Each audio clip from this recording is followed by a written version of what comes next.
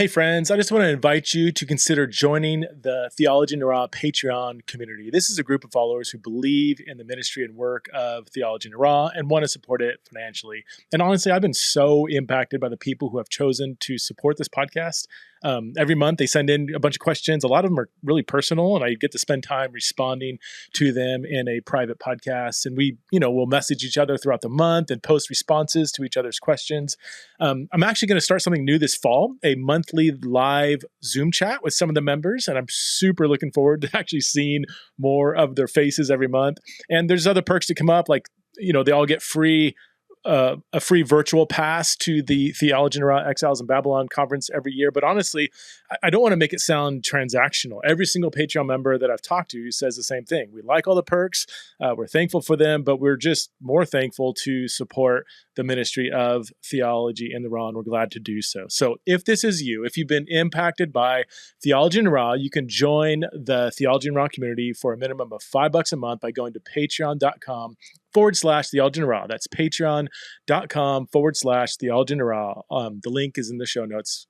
Hello, friends. Welcome back to another episode of Theology in Raw. My guest today is my friend and fellow Dodger fan, Karen González. Karen is a writer, speaker, and immigrant advocate who immigrated from Guatemala as a child. She attended Fuller Seminary, where she got a degree in theology and missiology. She's also worked in the nonprofit sector for over 13 years. Her first book is The God Who Sees: Immigrants, the Bible, and the Journey to Belong. Her second book that just came out is called Beyond Welcome: Centering Immigrants in Our Christian Response to Immigration. Had a wonderful conversation, as I always do, with Karen. We do begin with a bit of banter about the Los Angeles Dodgers, who are going to take the series next year. And then we dig into a kind of wide-ranging conversation about all things related to immigration and how Christians should think through this important conversation. So please welcome back to the show, the one and only Karen González. Karen, how are you doing over there in Baltimore this morning? Good. A tiny bit chilly, but yeah, doing well. Boise is getting really cold. We got a blanket of snow on the ground right now. But yeah, East Coast cold is different than West Coast cold, I think. You guys got that cold that just rips right through your clothes. It's crazy. Yeah, it's that humid cold. Yeah, we got a dry cold out here. I want to jump into your book, Beyond Welcome, that just came out last month. But first of all, I've been looking for this conversation for several reasons, one of which is I really need a debrief about our Dodgers in October. Have you recovered yet? Because that was not okay. What happened? I know. Every year during the playoffs, I buy like the full cable access so that I can watch the playoffs. And I couldn't believe that after one round, we were out. See, this is why I really think, I told you this last time, I love Freddie Freeman. He's a good guy. But we really needed to invest in pitching because we had this great lineup of really good hitters, but we didn't have any pitching, especially once Bueller went out on the IL and May is out. And May isn't reliable anyway right now just because he's so young and doesn't have good control. And Kershaw isn't the same Kershaw we used to know. He's older. He's still got his off-speed stuff and his curveball, but he's just not the ace we used to be able to rely on. So I think without pitching, we had Urias, right? He was great. He was I'm surprised he didn't get nominated for Cy Young because he was so good this year. But yeah, we just need pitching, and I hope they're investing in pitching in the offseason. Not Verlander. We don't need him. He's 39 way past his prime. Yeah. I mean, he had a great, obviously, Cy Young, but you're kind of rolling the dice with a guy that's that old. I mean, I don't know. And he's not going to want a 1-year deal, Yeah. Well, I was actually in Europe while the game was going on. So I was kind of waking up at like 3 a.m. to kind of catch a little bit here and there, and I was like, all right, get the first win out of the way. I'm like, all right, let's get past these Padres. We beat them 14 out of 18 times or something. And then they lost. I'm like, all right, this will be interesting. Lost again. I'm like, all right. And then I literally woke up at 3 a.m. during that last game, and it was right when they scored a couple runs. I'm like, all right, let's get to the final game. This is getting a little stressful, And then I woke up and I fell asleep and I woke up and they were gone. I was like, you got to be kidding me. This is not okay. I think you're right. The pitching, I don't know if it's every team because I don't follow other teams that closely, but it seems like we just go through a lot of injuries. Like we always have Yeah. 6 or 7 capable starters, but then rarely do we have all of them firing on all cylinders, during the season. Do you think the Dodgers pitching is particularly prone to injury, or is that kind of common for most teams, if you know? No, I think it's common. And, ever since they had the expansion teams like the Rockies, the Rays, all those teams, there seems to be not enough pitching Yeah, for everyone. And everybody's struggling for pitching ever since. And yeah, yeah, we just got really unlucky this year. And also, the Padres got hot yeah, the right time at the end. And we were cooling off by then, yeah. even though we won 111 I games. know, yeah. By then we were, on a downtrend and they were on an uptrend. So we just got unlucky with that Mhm. timing. So they had And momentum then going in. Yeah. yeah. Well, Yeah, they they had the got a stacked momentum. team. I And, mean, yeah, they're like a young, hot team. We have a lot of veterans on our team. We have a good, um, we have a good like farm team. The yeah, Dodgers seems to they do a good job of developing young players. So, but Cody Bellinger isn't yeah, hitting. I mean, since his first season, his rookie season, he really hasn't been the same, in yeah. terms of production. So, yeah, it's I don't know. I'm worried that we're not going to focus on pitching this offseason, and Yeah, now we've lost some good hitters I because know. I don't know Bellinger's why we're not gone, trying to Turner's keep. gone. Wait, is Trey Turner gone for sure, or they just didn't Trey read? Turner, yeah, Most they're likely. going to try to replace him. And Justin Turner's gone, who has been a reliable veteran, a good clubhouse Yeah, presence. But I mean, I understand why they didn't sign him. He's older and he yeah, wants a multi-year deal, and you can't give that to a guy who's yeah. 37 or, I, I don't know why we're not trying to keep Trey Turner. He's the best, one of, if not the best, hitting shortstops at least in the majors. Why are we not throwing a ton of money at him to keep him? I mean, he's one of our best players. yeah, I don't know. It's hard to figure out what moves they're going to make. They already non-tendered Cody. Yeah, that was sad. I think I think on Turner they're still maybe deciding or wavering. I think a lot of teams are going to want him and are going Oh to yeah, want to pay. He's good. I mean, the speed he hits for average, hits for power. He's good defense. Maybe not the best defense, but he's good. I mean, he's Yeah, got all the tools. Like yeah. I would go after him like we did Freddie last year, unless there's a money issue or something, or unless they have their eyes on right, somebody. But what other shortstop would you pick over him? Like Correa or something? right. I mean, I don't want Correa on the Dodgers. And they don't have money problems, they're not the Mariners or something. Yeah. Just pay the man. I mean, every Get some good offseason, at pitching. least last few years, the Dodgers have always done well. They've always picked up some really great people, but they've lost. I mean, Cody's my favorite player. I'll always be a Bellinger fan, but man, the last 3 years have just even. You know what it was too? It was really the last half of even his MVP season in 2019. I don't know if you remember, but I mean, the first half he was just, I mean, smoke. The second half he was been dropping. He still did good, but but ever since then, the second half of his MVP season, he has just not been the same. So it's super sad to leave. I feel like seeing him in another uniform is gonna be like seeing my wife with another man or something. She doesn't like when I say that, but he just has not been the guy. But anyway, Yeah, I they think can't sign they'll pull him. out somebody this year. I'm sure. Yeah. All right. Well, should we talk about some more kingdom Sure, let's stuff? talk about theology. So, your new book, Beyond Welcome, centering immigrants in our Christian response to immigration. I love talking to you about immigration. I love I mean, obviously, you bring in your personal experience with a great knowledge of the scriptures, which there's so much there in the Bible. I mean, it's got to be like when you talk about immigration from a biblical perspective, it's got to be like shooting fish in a barrel. There's just such a rich biblical theme that's so hard to miss, and yet a lot of people miss it. Why do you think that is? Do you have any? I mean, I'm sure it's been frustrating for you to some extent, I'd imagine. But why do people just not see this huge, rich theme in Scripture?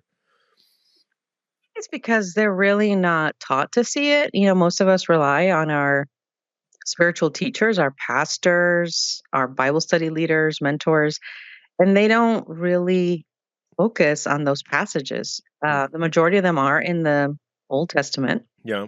So in the Hebrew Bible, which we tend not to preach out of as much. And then we have that rich passage in Matthew 25, which gets translated as stranger instead of immigrant. And for us, that has very different connotations, right? A stranger versus an immigrant. I was a stranger and you welcome me. And I think also there's in the church, there's an overemphasis on reading Jesus through Paul instead of reading Jesus' words. Yeah. And so what you have then, which I think is ridiculous. I think it would really upset Paul if he were around. But for example, people take the Romans 13 passage about obeying the law and honoring governing authorities, and they take that as Paul saying, oh, whatever the law of the land is, we should be agreeing with it, when we know Paul was executed by the empire. Right. When the empire came up against his faith, he didn't choose the empire. And defending the empire's laws and guidelines, he defended his faith. And so I think it's not being taught largely. Some of that is not pastor's fault. Some of it is the way we've structured our churches to where, pastors are paid by the congregation. And we all know of situations where an angry, wealthy member of the congregation gets upset, right? Yeah. And threatens to leave and take their funds with them. I think some of that, which is why mainline pastors priests are able to speak about it way more openly. They're not relying on the same, source of income. Because believe it or not, I've had churches invite me to speak on immigration, and it's like they invite me to preach on it, but the pastor won't do it. And the pastor sometimes actually says, you can say things that I can't because you're a guest, Interesting. So there's a way in which they can get the message out without threatening their own position in the church, and upsetting certain people in the church. So, I think it's complicated, but I think a lot of it does boil down to a lot of us are not reading the Bible from the perspective of people on the margins. We don't read the story of Ruth as a story of migration. We don't look at Abraham and look at the fact that the first time we encounter him, God asks him to migrate. Yeah. So there's a lot of movement of people in the Bible. We're not taught to see it. Yeah. Or with Abraham, we do read it as a story of faith. He left his homeland, whatever, but we don't, at least in my experience, I can recall Sunday school lessons and, the flannel graph and Abraham moving along, and we sing about it and sermons on it and stuff. But we simply focus on kind of his faith and trusting God and leaving, but we don't even, it's like we talk about him leaving his homeland, but we don't frame it through the lens of being a migrant, or even making the application to today. Like we just kind of just avoid that. I wonder if that's part of the translation thing in Matthew 25. That's interesting. I think that could be a big reason why. And even the Old Testament translates migrant or immigrant as stranger often, right? Or alien or something. Which I guess is fine if we know what that means. Well, no, it's yeah, I do think we'd probably need a better translation of that. What would be the translation? Would you say just instead of the word translated stranger, would you say migrant? Do you think that's? I would say immigrant. That's what you see. The Common English Bible. Okay. Translates it as immigrant. Okay. And I think I love using that version when I preach because it uses the words that we use. I think the RSV uses foreigner as well, which is still better than stranger, which to us is just any random person we don't know, right? Where did that come from, stranger? I never thought about that. Just because I've been used to, when I see stranger, in my mind I see immigrant. So it's not, I've never really thought of it as a bad translation. But yeah, if somebody doesn't interpret it that way, then yeah, that's stranger. Like, don't talk to stranger can almost have a bad connotation. Like, right, like stranger danger, right? Yeah, it is. I think it's unfortunate because then people don't, like, over and over again, we have God, when God brings the Israelites, or the Hebrews out of Egypt, over and over again, God tells them, you must love the stranger as yourself, for you were Yeah. strangers in Egypt, right? But he's telling them that you were immigrants in Egypt and you were treated poorly. So now don't do that. Right. Right. you know, Yeah. do well for immigrants. And you see it illustrated beautifully in the book of Ruth, where she is welcomed into this community as family, not as a foreign person, uh, but as family. And you see the blessing for both sides, for her and for Naomi, right? At the very end, the women tell Naomi, your daughter in law who loves you is better than 7 sons. I mean, what does it take Wow. in a patriarchal society to say that a foreign woman is better than 7 sons? Yeah, that's wild. Yeah, it's a really powerful thing, but we always focus on Boaz as the kinsman redeemer instead of the fact that the story is really about Naomi. Naomi is the only one who changes in Hmm. that text. And Ruth and Boaz are both important characters in the story, but really the focus should be on Naomi and her experience, but we don't learn it that way. Some of it is we don't have women teaching these stories. Hmm.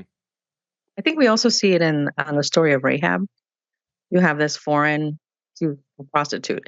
prostitute, and she is treated like an outcast in her own community Hmm. of Canaanites, right? She lives on the wall and she's not someone who's fully part of the community, which maybe is why it makes it so easy for her to betray them, right? Against, to turn on them and support the Hebrews. But when they conquer Jericho and they settle the land, she doesn't get marginalized in the community like, okay, we're keeping our promise to you, so we're going to put you in some little corner here. No, she's welcomed as family into the community, and she becomes part of the lineage of Jesus. She marries, she Hmm. lives with honor, and her children end up in the lineage of Jesus, which is really amazing, right? Right. So I think there's something in those stories that we're missing. We're only learning the perspective of what the men were doing, or perhaps focusing on um, God's actions within it, which is also good, Sure. also things that are part of the text, but we're not focusing on the fact that God could have done this any way God wanted to, and God chose to include this foreign sex worker into the community, right? So, yeah, I think there's a lot that we're missing when we're using only one lens to read the Bible. And then I think to some extent it also absolves us of responsibility, right? If we're not reading it through the lens of immigration when it's such a polarizing topic since the Trump administration. Yeah. Would you say? Yeah. Well, now, so you went there. Did you see a major turning point in people's thinking, or just even the cultural climate since say 2016? Have you noticed that? Oh, definitely. I think well, Trump began scapegoating immigrants and refugees. Refugees had always been considered the quote unquote, good immigrants because they come here, they're suffering, right? Trauma, war. And so they're brought here and they come in legally.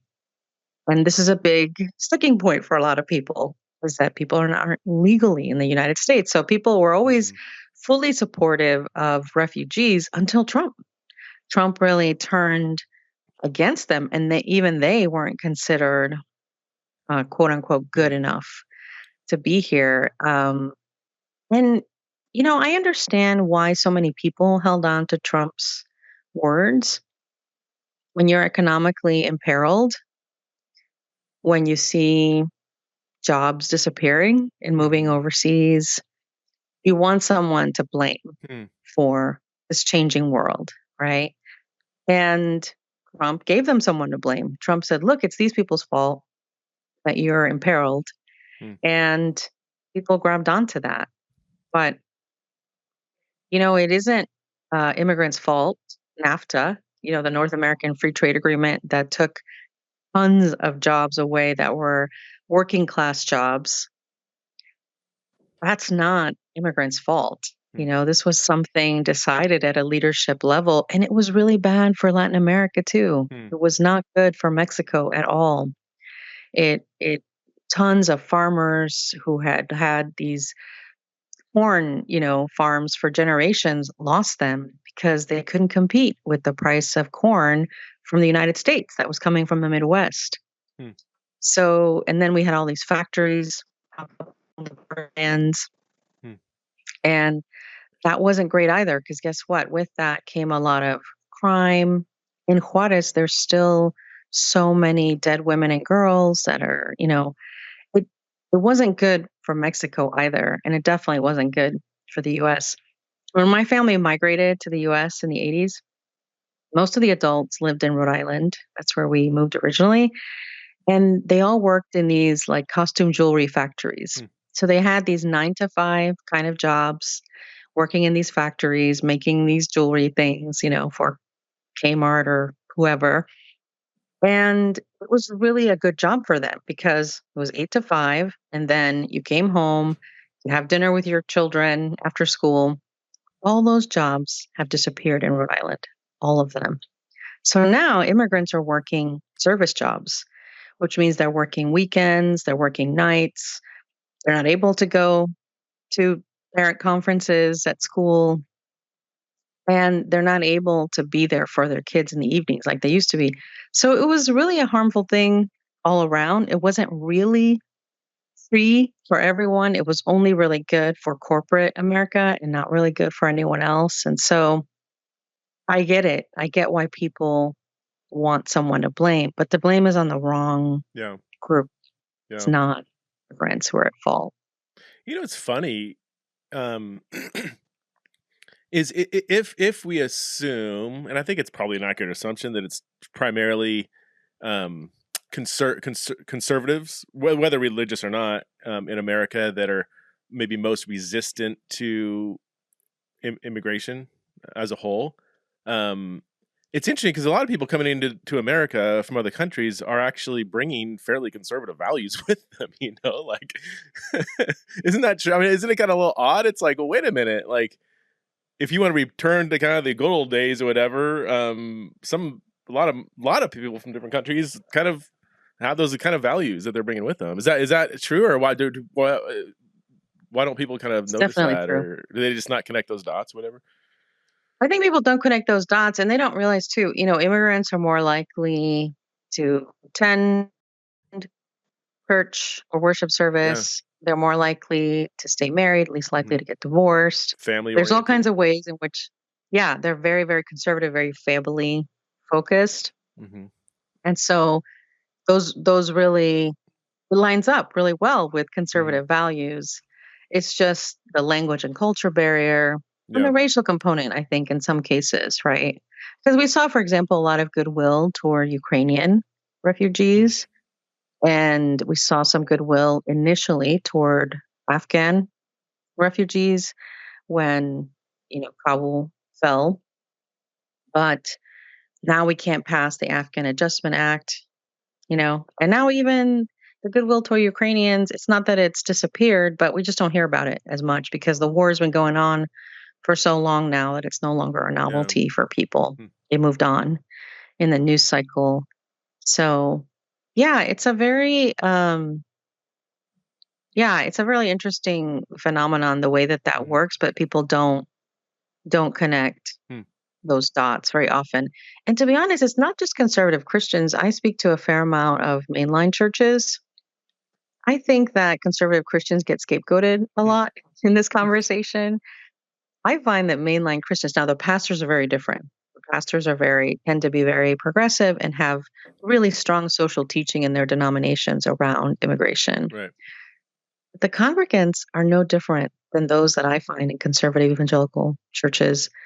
They ask the same questions, and I don't really know a difference. Okay. So, that bothers me a little bit when people say that it's just conservative Christians. I'm like, no, it's Yeah. It's really a lot of Christians. Yeah. I'm glad you brought that up. In my anecdotal experience, which is only anecdotal, I mean, I live in a very conservative, very white area, Boise, Idaho, which is one of the main and it still is, I guess, relatively speaking, refugee resettlement communities, and we're pretty involved with the refugee community, and for the most part, Christians here, very conservative Christians, are very pro refugee. They open up their churches. They have a lot of conservative churches give like free space to refugees gathering there. One church I know has like 3 or 4 different churches that gather there. There's a lot of just I know several friends of mine who are just personally just very, very invested in helping resettlement and housing, and but I know that's probably not the norm. I don't know why it's like that. Maybe because we just have had a rich history of refugees being here, but I'm sure there's antagonism. I'm sure that there's exceptions to that, but I would say again, anecdotally, the majority of conservative Christians here are very welcoming. I wonder, is there a difference? So you mentioned so there's like, your standard immigrant that goes through all the right processes or whatever. Then you have refugees, and then you have undocumented immigrants. Do you find some maybe Christians resistant to all of the above? Or is it primarily kind of maybe refugees from Muslim dominated countries, certain kinds of refugees? And obviously, I think undocumented immigrants, most people are going to have a problem with that. Is that, yeah. Yes. So, yeah, definitely. People are resistant to Muslim refugees, and they think all refugees are Muslim, where over half of refugees are Christians. And the United States takes in the most refugees from persecuted Christian communities. Oh, wow. So the church in Egypt, the church in Iraq, the church in Palestine, all these places. And so 55% are already Christians. But yes, it's Muslim refugees and then undocumented immigrants. But here's the interesting thing. I point this out to people. They say they don't want undocumented immigrants. And yet there's very little punishment for the people who hire them when they're here.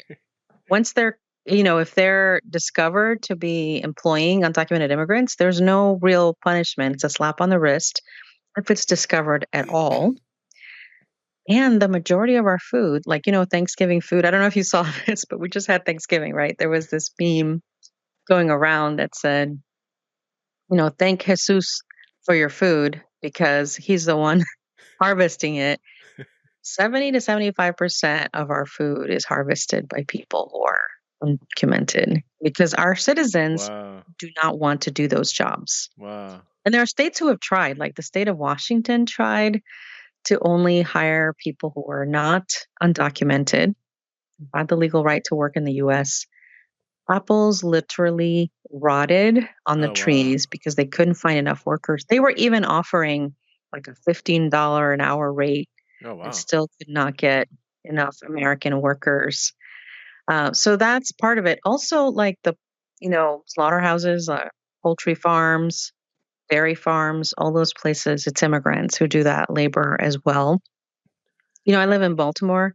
We have all these Johns Hopkins hospitals, and it's a big mecca for people who are looking for sort of cutting edge medical treatment. But there's a real reality to the medical world in that in Baltimore, there are all these industrial laundries because you need the linens from those hospitals cleaned. And it's all immigrants who work in these places. And it's really terrible. It's freezing cold in the winter. It's incredibly hot in the summer because of the dryers. And it's immigrants doing this work nobody else wants to do. Because think about hospital linens and the things that are it's really, really bad. So, and the thing is, Preston, America has always been this way. Always have immigrants become the backbone of the working class. The Irish, when they came, if you go to New York, they'll give you a tour of the Brooklyn Bridge and they'll tell you how many Irish immigrants died in the building of this thing because it's before OSHA, before there were safety regulations. So it's always been this way, but all of a sudden, people have really turned. It's not that Irish immigrants were treated well, because they weren't when they arrived either. But eventually they became part of the landscape of the country. And now people very proudly speak about their Irish heritage, Yeah. right? And that doesn't seem to be happening with a lot of, Latin Mm-hmm. immigrants. And some of it is that racially we really can't blend in the same way, even if we've been here Right. for generations. Yeah. Yeah.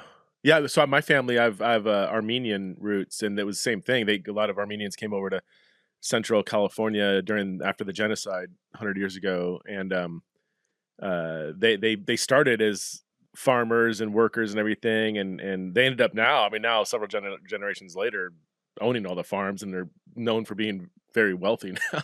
But they started very much on the ground like that. Is that good for the image? Like, are they happy? And it's such a broad statement, a broad group of people, but like, is it still like, oh, this is still better than what I left, and I could still make more money, even though it's not a lot by American standards, it's still more by the standards that I left? Or do they feel disappointed when they migrate here or whatever, and they find themselves in, kind of more menial jobs or whatever, jobs that other people don't want? Is there a general perspective there, or? It's hard to say general, but people come here to work and they're able to find work. And Right. they're able to find work that can support their families back home, they can sustain themselves, and they can build a Mm-hmm. life here. So people are happy to be able to find work Mm-hmm. because that's what people are coming for. Immigrants are like 13% of the population, but they make up 16% of the workforce. Oh, wow. Okay. So everybody who comes here to work. Yeah. Yeah. And so Which this again is why, is something yeah, conservatives should celebrate. It's like priding mm, ourselves on, hard work, good work ethic and everything. And it's like, who works harder than immigrants that come here, man? right. Yeah. And so, and without protections, Right. under threat of deportation if they don't have the legal right to be here. So it's a little bit confusing, I think, for a lot of immigrants because on the one hand, there's this do not enter sign in the borderlands, right? Do not come in here. On the other hand, there's all these help wanted signs of there's all these jobs that are Mm-hmm. available. And frankly, if we deported every single undocumented immigrant, it would tremendously hurt the economy, tremendously. And almost all economists agree on that. You can access all these different think tanks, even libertarian think tanks. Yeah. The Cato Institute is really supportive of immigration and even undocumented migration because Yeah. of the way that it supports the economy. So, there's a sort of a this kind of thinking that people have about, well, they're not documented, they shouldn't be here. And then again, also benefiting from their labor Yeah. in a lot of ways, right? And so to me, that's what's hard. It's like, well, okay, if they weren't here, this is what it would mean for you. And you probably don't want that, Mm-hmm. but you also don't want them to be here. And frankly, even though immigration is good for countries and their economies, Christians, that shouldn't matter. What Right. should matter is, well, what does my faith say about Yeah. migration? What Yeah. does God say Yeah, about immigrants? what it does, if it did something negative to the economy in America as Christians, that should never trump our Christian ethic. But you're saying, and I've heard this too, and I just want to verify that the whole idea of you know, immigrants are coming and taking our jobs, especially undocumented ones. You're saying that's just factually untrue? It's not Yeah. taking. They're taking jobs nobody here wants to do, and it's not actually hurting the economy, it's helping the economy. That's not just a partisan talking point, that's Yeah. well established. That's been proven true over and over again. And you can Mm. access all these different immigration think tanks that are Yeah. nonpartisan that have done this research over and over again. And it's also true that our country sends them a very conflicting response because you have the IRS from the Social Security Administration saying that they'll accommodate payments from immigrants who are undocumented. They've gone on the record to say this. And then you have DHS saying, well, no, they don't belong here. So which is it? Because last year, undocumented immigrants paid about $11 billion in taxes. And the IRS is Undocumented like, immigrants. want our money. Wow. Yeah. Okay. Yeah. So immigrants do pay taxes, whether they're documented or not. Of course, there's always things like state taxes and property taxes that you pay through rent, right? Or through buying clothes or whatever. But then there's also most people work either with a fake Social Security number. Okay. Or they work with something called an individual tax identification number, and the IRS will give them this number. And this is what they use to pay taxes. So the IRS knows that only undocumented immigrants request this number. And they provide the number so that people can pay their taxes. And so this is what I mean. You So they can't just turn have a it blind both eye to ways. the You can't have fact some that- government agency saying, yes, here, we'll take your money. And some saying, well, you don't belong here. How do you wrestle with? And I appreciate that you pointed out that when we talk about policy and politics, all of this is secondary to the Christian ethic of welcoming the quote stranger or whatever. But assuming that, and I think my audience probably gets that, you and I get that, we don't need to keep harping on that. But well, like just from a policy perspective, from a political perspective, like all countries have borders, right? I mean, and they have I can't just waltz into Bolivia without proper documentation. I would have to sneak in or so. So you have, I mean, to have no border policy, that doesn't make no country does that. And you have to have some kind of, okay, if you want to be a citizen, here's the channels to get in. And yet you do have, like you said, undocumented immigrants coming in. A lot of people turn a blind eye. We all know it's actually helpful, so we don't maybe crack down or whatever the way we should. But then, should we crack down? Then, like it seems like a catch. If I just put my political hat on, it's like, okay, well, where do we draw the line? Do we just tear down the border? There's open borders. There's no whatever. It's like, well, no, that's not realistic. So if we do have processes to get into the country, then we should say undocumented immigrants aren't allowed. Like you have to have the proper documentation. Or how do we wrestle with that? Just from a Christian, I'm like, tear down the wall. I don't care. Let all the people in. Whatever. Like I want to love the world, love my neighbor, love my enemy, whatever. And whatever Babylon does with the policy is kind of like a distant secondary in my mind. But yeah. Right. I think it's a good question. And the thing is, there's a lot of policy people who've thought through that already. And part of it is we need to provide a lot more work visas to accommodate our labor needs. Okay. Because we have labor needs. We don't have enough American workers for them, particularly in certain jobs, agriculture, for example. And yet we don't provide enough visas for this thing. So what that means is that people get jobs undocumented because they don't have a visa. And then it can be exploited really easily by the owner, right, of this industry because they don't have the legal right to, if someone was cheating me out of wages, I'd call the police, I'd call the Department of Labor because I have the legal right to work in the US. But if I didn't, who do I go to? Nobody. I'm stuck, right? So it leads to more abuse as well. So we need more work visas to accommodate our needs and to protect our immigrant neighbors as well. So that is one thing that we could do. And in the past, we did do that. We used to have this program called the Bracero program, which wasn't perfect, but it would provide work visas so people would come into the U.S., work, and then they'd go home again. Because people are coming here for work. They prefer to live in their own home, Right. But so it was this circular sort of, back to their homeland. Then we ended programs like that. And so now we just have undocumented people who stay because if they leave, they won't be able to come back, right? Okay.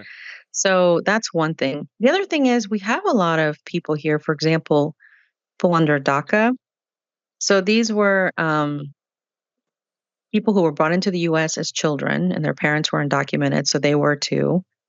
So they're under this protection that President Obama started called Deferred Action for Childhood Arrivals. And this protection is just basically they're dangling out there because this protection could end at any time. And people in the US, like 3/4 of Americans, support providing them a pathway to citizenship. Our legislators just haven't had the will to pass the DREAM Act. Same thing with the African Adjustment Act. Most Americans support it, but our legislators just don't have the will to pass it, to work together for that. And so we have some legislations out there that could provide people who've been in our country, who've been contributing, a pathway to citizenship, but they don't have it. Okay. So that's another thing is that, there's something that you hear sometimes called it's called comprehensive immigration reform, the policy. And this is some of what they propose. So they propose providing more work visas. They propose having a secure border, but letting in enough workers, right? So that we can our labor needs can be met. And they support also providing a pathway to citizenship to people who've been here for a long time. Perhaps have them pass a background check, have them prove that they've been paying taxes, and then provide them a pathway. Yeah. So there's several parts of it that are just very practical and very feasible. Nobody that I know of who is an immigration advocate is saying, let's erase every border, everywhere. Nobody's saying that, but that's the extreme that people go to. They're like, oh, you must want this. Nobody proposes that because nobody believes that would actually work as legislation, in Capitol Hill. So what they're proposing is actually very much makes a lot of sense all around. But again, we have to have legislators who have the will to push this through. And so far we haven't had that under any administration, Republican or Democrat. Why not? Like what's the in their mind, what's the fear of doing that? It's just that they would lose their support? Like people wouldn't want that? The populace wouldn't want that? Or I think that's part of it. And I think the loudest voices who contact Congress are anti-immigrant. And this is why I always tell people it's important to call. It's important to write emails to your legislators, letting them know, hey, I support this. I support the DREAM Act. It doesn't even have to be long. If you call your legislators, somebody answers the phone. A staff person answers the phone. You don't get a voicemail. Really? Because, if you call, you will get a person on the phone. Generally, they will ask you your address to make sure you're a constituent.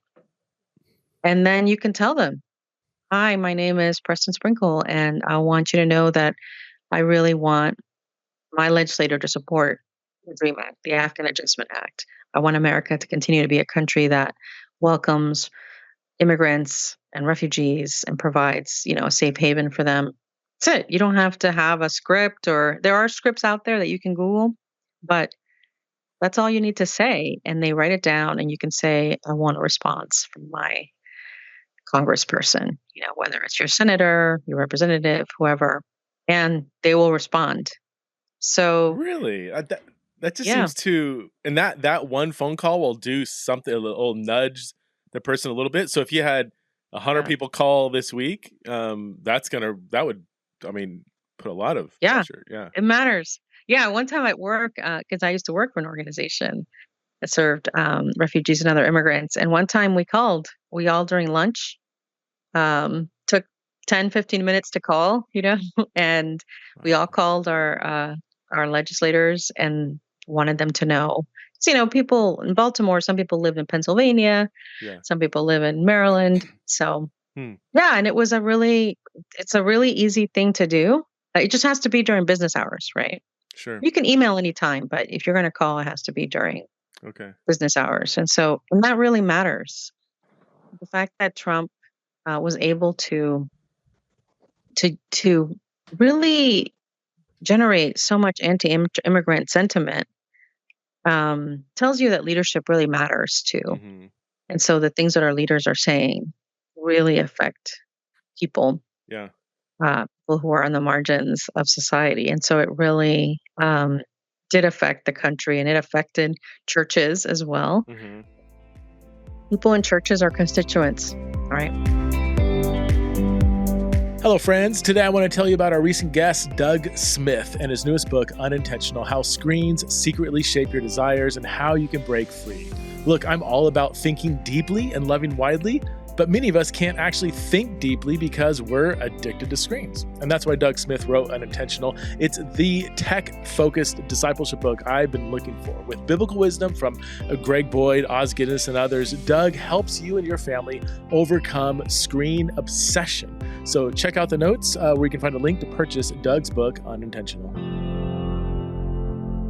What do you say to people that the argument that if we relax or maybe not relax, but expand our immigration policies to allow more people in, make it easier for people to get in, get a work visa, that we're going to open up the floodgates to criminals and gang activity and drug smuggling, and you'll if you turn on more conservative news outlets, they'll highlight cases, right, where this person got raped and it was an undocumented immigrant, whatever. So there obviously that can and does happen, but is there any legitimacy to that being kind of a widespread thing? Or So here's something really interesting. When Italians were migrating to the U.S. Over 100 years ago, it was said that they were prone to criminality and that they were intellectually inferior. So they started doing research about connection between crime and immigration, and there is none. Immigrants are 5 times less likely to be in prison or to commit crimes because, again, they come here to work. And it's not because we're better people. It's because we know we'll suffer more or the same thing that a native citizen could do and get a slap on the wrist.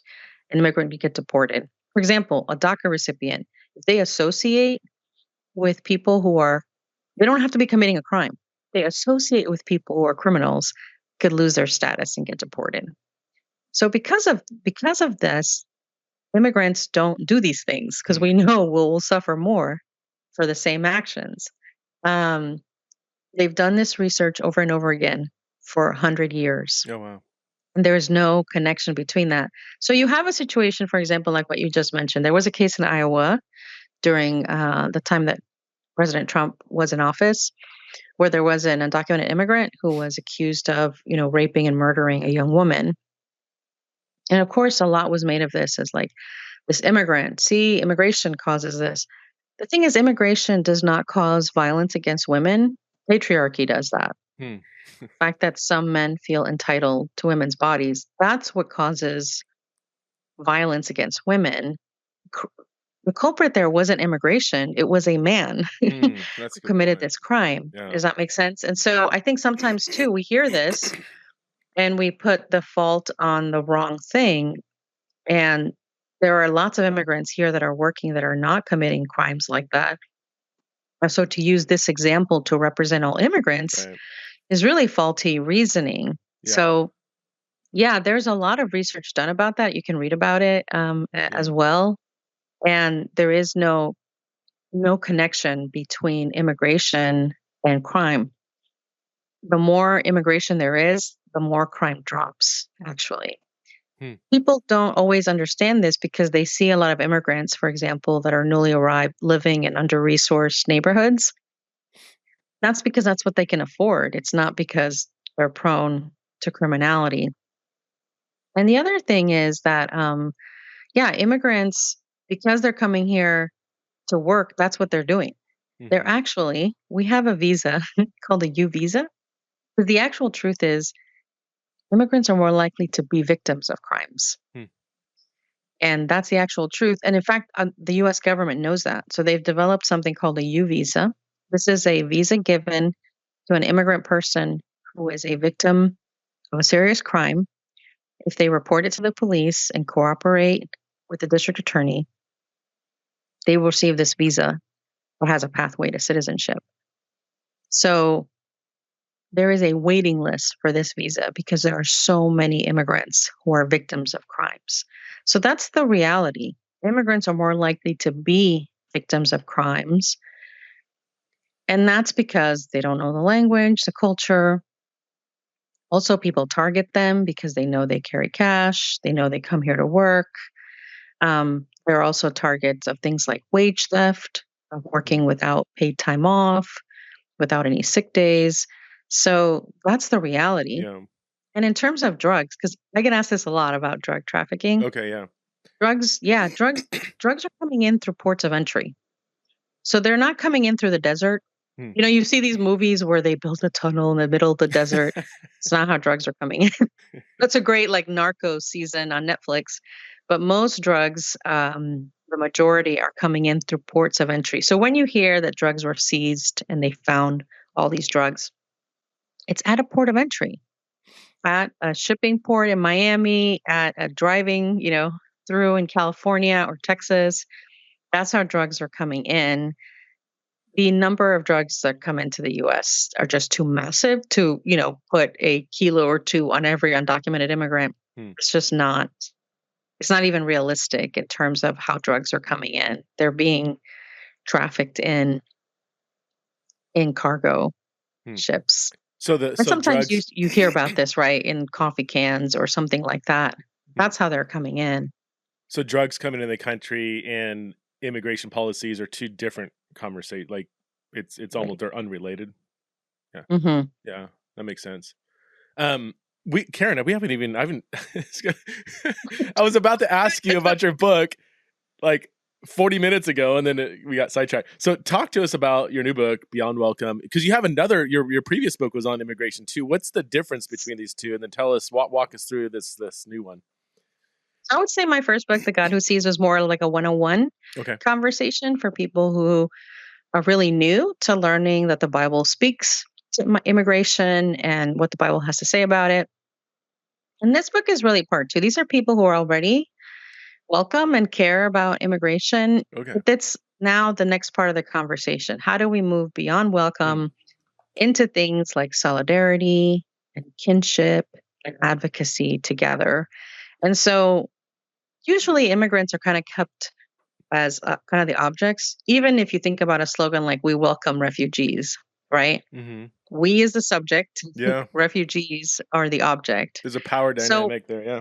Right. It's a power dynamic at play there. And so what I'm talking about in this book is how do we keep immigrants at the center? So how do we have a mutual hospitality, for example?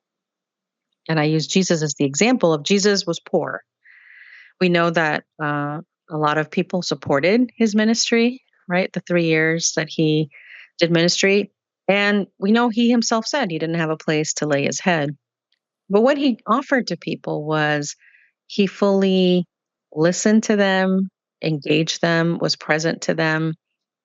And when the night before he died, he told his disciples, I'm leaving, but I go to prepare a place for you in my Father's house.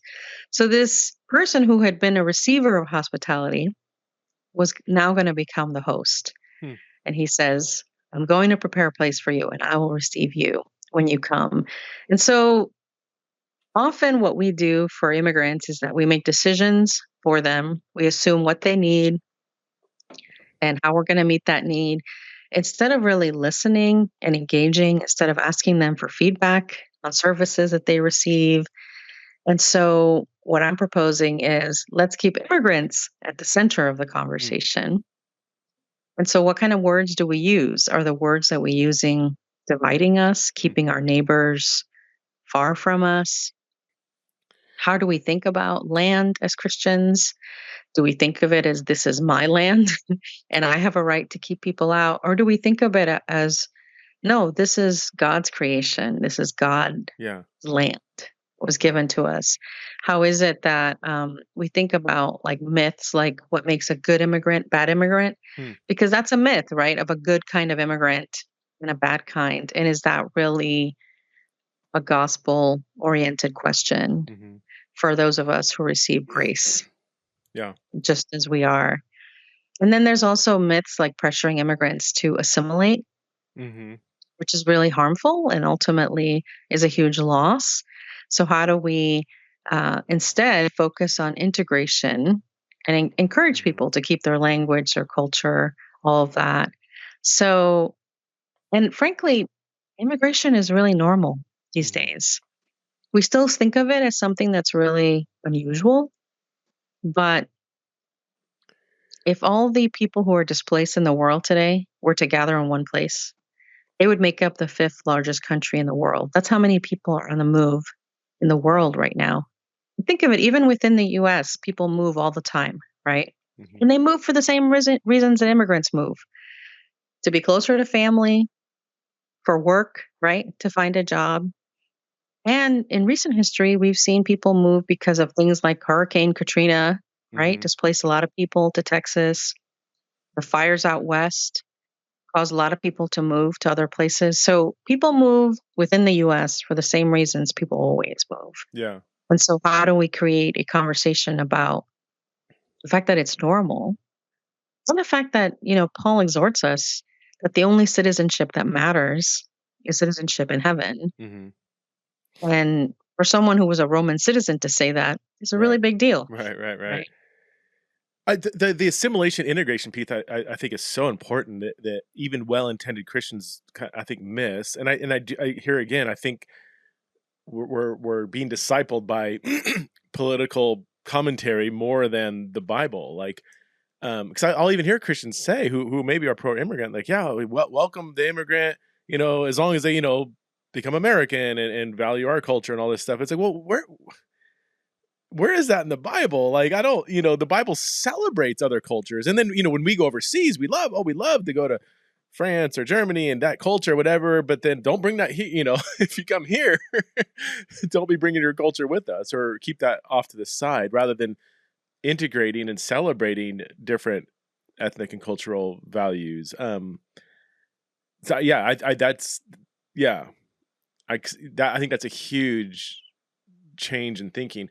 I'm curious, Karen, if you can help me out with this. So I mentioned in passing earlier that we have churches here in town that host other immigrant churches. Like my church, we have two English services, and we have a separate Spanish service, which is pretty much a whole different congregation.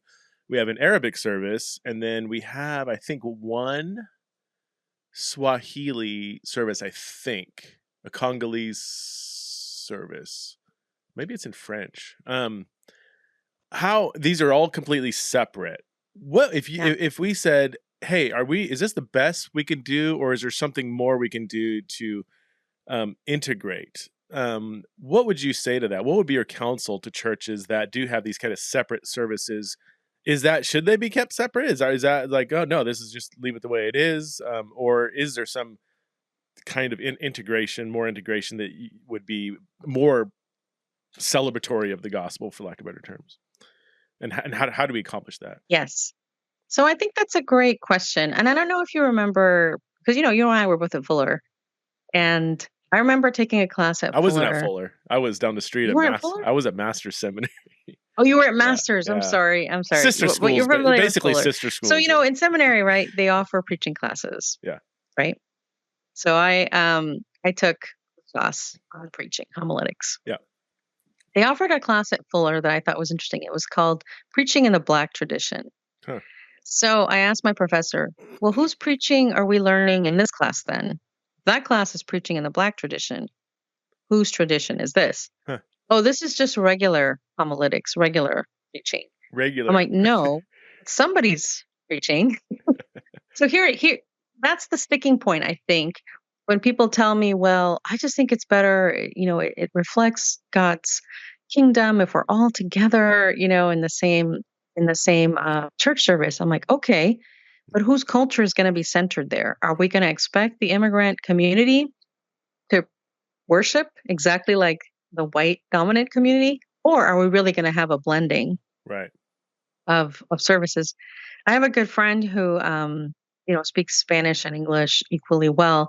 And whenever she preaches, whether it's a Latin community or not, she will preach bilingually, Spanish and English, really bothers people. They're like, oh, it breaks my train of thought. It does this and does that. She's like, well, I want you to imagine sitting there and not understanding anything because it's not in your language, right? Mm-hmm. So I think if communities want to do that, I think they can have a conversation. But often what people do is they expect the immigrant community to just adapt, assimilate into the white community instead of really having a full bicultural Mm-hmm. service. So if you're going to do that and you're going to do that work, which is hard work, I think that's great. But if not, I think it's okay. If you don't have the capacity to do that or the will to do that, I suppose, because sometimes it's the whole congregation, right? It's okay. Allow immigrant churches to use because, God shows up in different cultures in different ways, Mm-hmm. and people can express that fully. So I grew up in a Catholic immigrant church. And you know what? My parents, my dad did custodial work, even though he was a college educated person in Guatemala. Mm. My mom was like a home health care worker, even though she'd been a nurse in Guatemala. Wow. But when they went to church, you know what? All of a sudden, they weren't an invisible service worker. All of a sudden, they were Señora y Señor y Don Mm-hmm. Jorge and Doña Mayra. They were dignified in a way that they didn't receive that in the culture. And it was a safe community. They could speak Spanish, they could be themselves. And this is a real haven for many immigrant people, Mm-hmm. when they go to a church service Mm-hmm. from their community.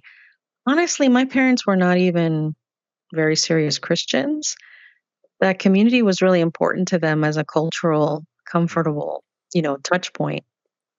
So I think if you are allowing churches to use your space, that is a wonderful and really good thing. And not all churches do it, And so Right. I think that is a wonderful thing to do. If you are open to relationships and conversations with pastors of these communities, I think that's great. But I think jumping to integrating the two Mm-hmm. is a more difficult conversation just because then you have to really be intentional about making sure you're not pressuring them to just become like you. Right. So the leadership, it would have to be a true blend, not a top down where the white, or just not white, but just the dominant American church is kind of running the show. One of the challenges I see, and I don't know what to do with this, because it sounds good on paper, and I'm like, oh, it'd be so good. Let's just blend it all together, and I would be all for, like, 1 week you have it English translated into Spanish. Next week you have it Spanish translated into English, and the people that don't like that can go somewhere else. I mean, like, we're okay with other people having, the translation, but when it comes to us, oh no, it's hard for us, whatever. So I don't. Worship can be multilingual. Preaching, I would have different preachers from different whatever. But the hard one for me is I can think right now of several churches in town that are immigrant churches, and they're very conservative.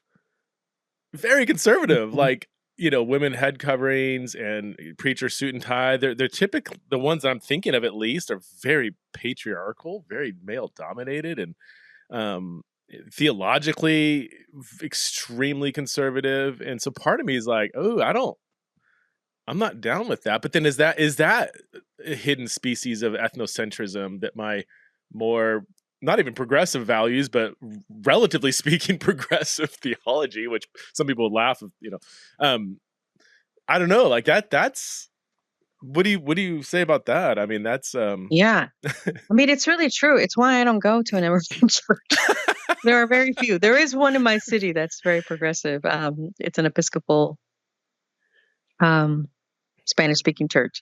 But yes, I agree. They are very conservative. And so that would be hard if you had a more progressive congregation and you were trying to sort of do a bicultural service with a really conservative, where, for example, if you had women preachers in the English service, but they weren't allowed in the Spanish speaking service, that would be a huge issue, right? A huge theological conflict there. And so, yeah, it is true. A lot of churches are very conservative, which is really, interesting, right? When you think about the way that people in the church think about immigrant communities as like lawbreakers or something. And these churches are so conservative Yeah. and so aligned with, just values that are just seem from another time, right? The head coverings, like you mentioned, the not allowing women leaders, all of that.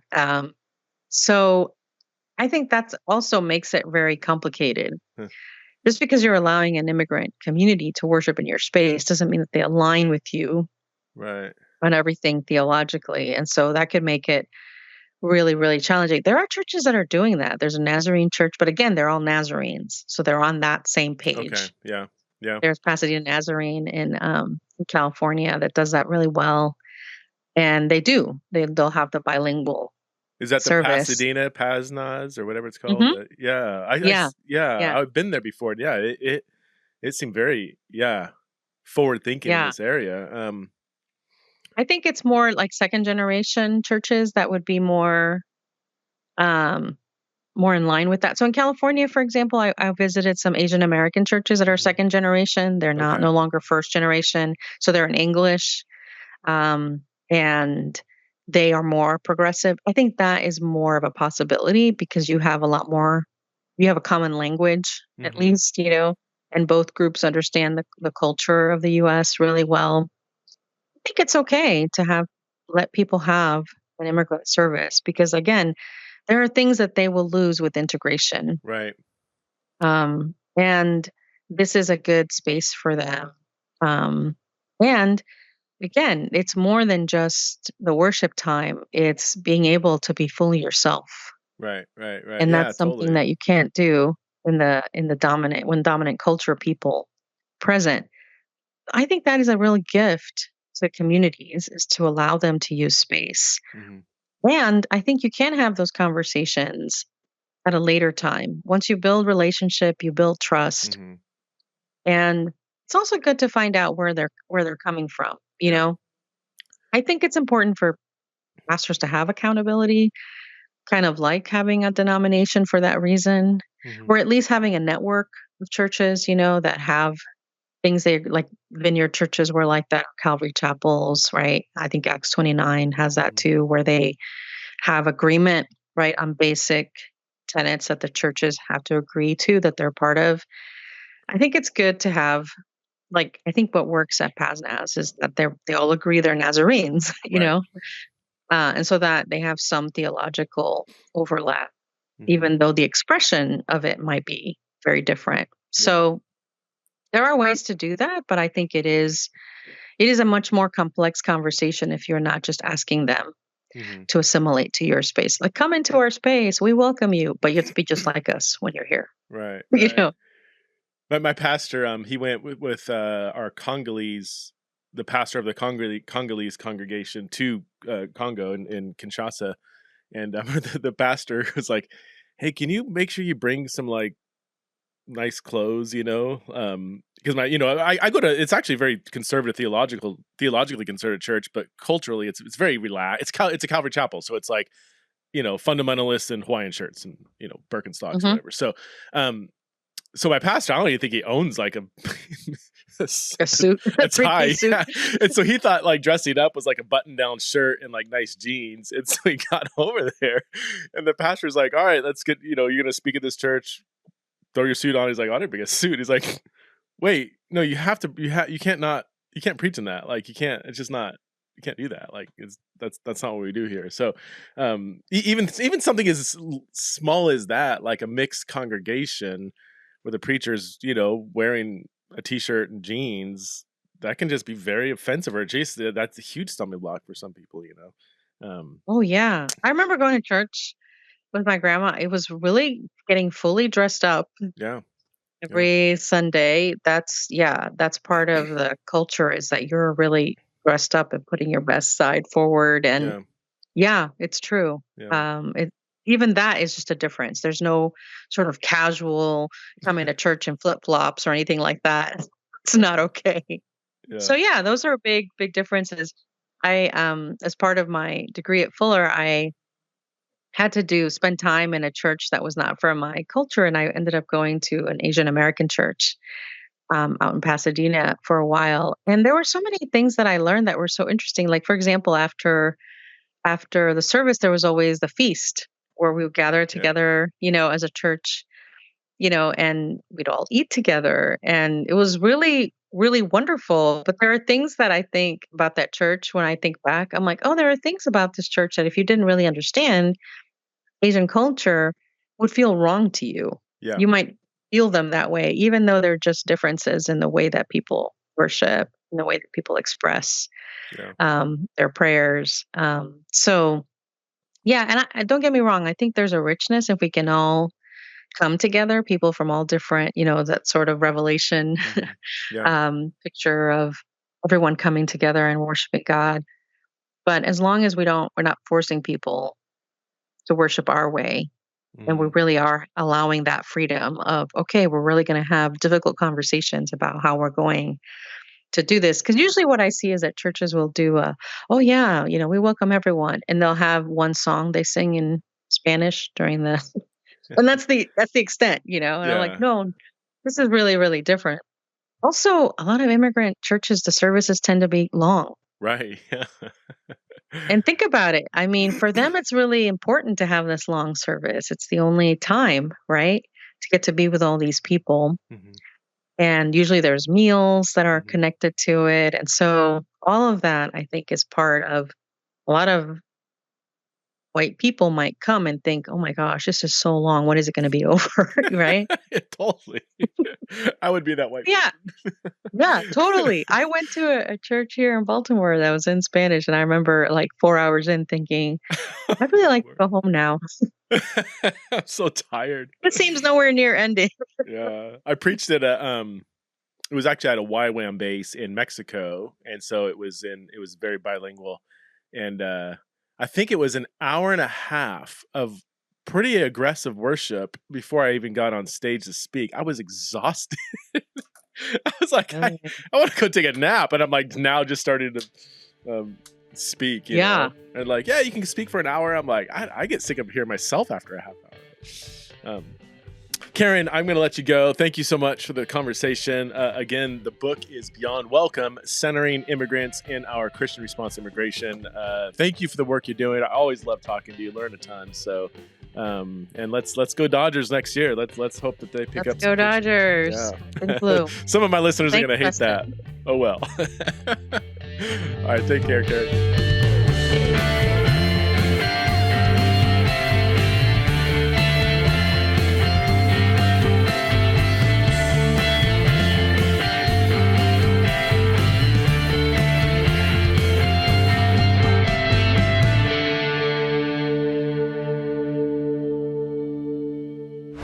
This show is part of the Converge Podcast Network.